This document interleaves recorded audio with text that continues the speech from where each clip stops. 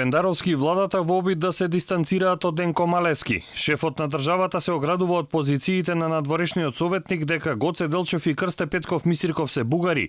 Од кабинетот велат дека тоа не биле ставови на председателот, но сепак немало да биде пречка и во иднина да соработуваат. Последните јавно искажани ставови на професорот Малески не кореспондираат со размислувањата и ставовите на председателот Пендаровски за македонско-бугарските односи.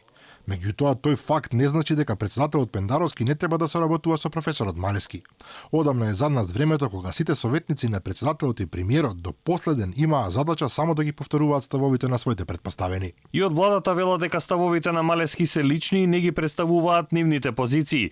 Не требало да се дозволи причина за поделба да бидат настани и личности важни за Македонија и Бугарија. Денес постоењето на македонскиот идентитет и македонскиот јазик се општо прифатена и меѓународно призната реалност.